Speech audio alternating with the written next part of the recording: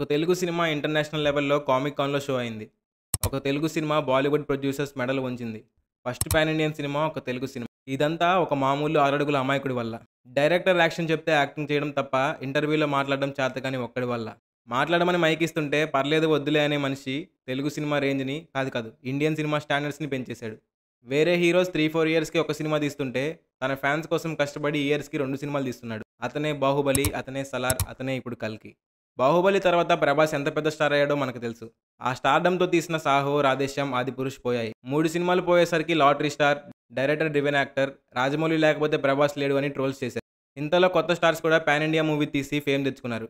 Like 'KGF' Yash, 'Pushpa' Allu Arjun, 'Kantara' Rishabh Shetty గారు. అంతా అనుకున్నారు ప్రభాస్ పని అయిపోయిందని. మళ్ళీ రాజమౌళి వస్తే కానీ ప్రభాస్‌కి హిట్ పడదు అని. కానీ మన ఇంట్రోవర్ట్ ప్రభాస్ ప్లాన్స్ వేరే. తనకి తెలిసింది ఒకటే, హిట్ పడిందా ఇంకో మూవీ తీ, ఫ్లాప్ పడిందా ఇంకో మూవీ తీ, డార్లింగ్స్‌ని హ్యాపీ చేయడమే. అదే చేశాడు.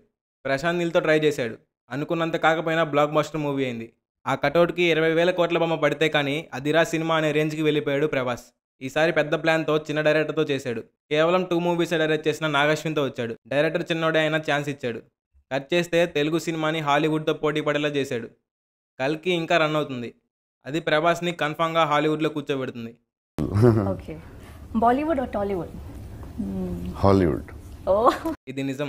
ఇలా 2 హిట్స్ వచ్చాయి కదా అని మన డార్లింగ్ రెస్ట్ తీసుకోవట్లేదు. 'కల్కి' షూట్‌లో ఉండగానే 'సలార్ పార్ట్ 2', 'మారుతితో రాజాసాబ్', 'పంగాతో స్పిరిట్‌ని ట్రాక్‌లో పెట్టాడు. ఇలా తనకి తెలిసిన సినిమాతో తెలుగు సినిమాని ఎక్కడికో లేపేస్తున్నాడు మన డార్లింగ్. ప్రభాస్ గారి అప్‌కమింగ్ మూవీస్ కోసం మేము ఈగర్‌గా వెయిట్ చేస్తున్నాము. మరి మీరు కామెంట్ చేసేయండి. అండ్ ఈ వీడియో నచ్చితే మా ఛానల్‌కి సబ్స్క్రైబ్ చేసుకోండి. మీ ఫ్రెండ్స్‌లో ఒకరికైనా ఈ వీడియోని షేర్ చేయండి. Thank you for watching. జై హింద్.